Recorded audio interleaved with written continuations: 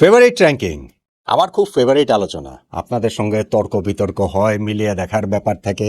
যে কোনো টুর্নামেন্টে আমরা সেটা করি, বিশ্বকাপ ফুটবল নিয়ে এটার ব্যতিক্রম না। এবারে বিশ্বকাপের শিরোপা জিতবে কোন দল, সবচেয়ে প্রথম যে ফেভারিট র্যাঙ্কিংটা করেছিলাম ওয়ার্ল্ড কাপ শুরু হওয়ার আগে, সেটা কথা একটু মনে করে দেখুন তো, বা আমাদের প্ল্যাটফর্মে আছে, আবার গিয়েও দেখতে পারেন। সেইখানে 1 নম্বরে রেখেছিলাম ফ্রান্সকে, 2 নম্বরে স্পেনকে, 3 নম্বরে আর্জেন্টিনাকে, 4 নম্বরে পর্তুগালকে, 5 নম্বরে ইংল্যান্ডকে। এবং এই যে টপ 5 তার মধ্যে 4টা দল কিন্তু বিশ্বকাপের সেমিফাইনালে খেলছে। কেবলমাত্র পর্তুগাল সেমিফাইনালে অংশ নিচ্ছে না, বা পারছে না, নিচ্ছে না মানে পারছে না আর কি, বাদ হয়ে গেছে রাউন্ড অফ 16-এ। সো টপ 5 এর মধ্যে 4টা আমাদের ফেভারিট র্যাঙ্কিং এর এই সেমিফাইনাল খেলছে, একটু তো ভালো লাগে। আবার ধরেন একদম সর্বশেষ যে র্যাঙ্কিংটার কথা ভাবেন, যে কোয়ার্টার ফাইনাল শুরু হওয়ার আগে কোয়ার্টার ফাইনালে যে 8টা দল রয়েছে, সেই 8টা দলের যে ফেভারিট র্যাঙ্কিং ছিল এবং 4টা ম্যাচের যে প্রেডিকশন ছিল, এক্স্যাক্টলি যা বলেছিলাম তাই হয়েছে।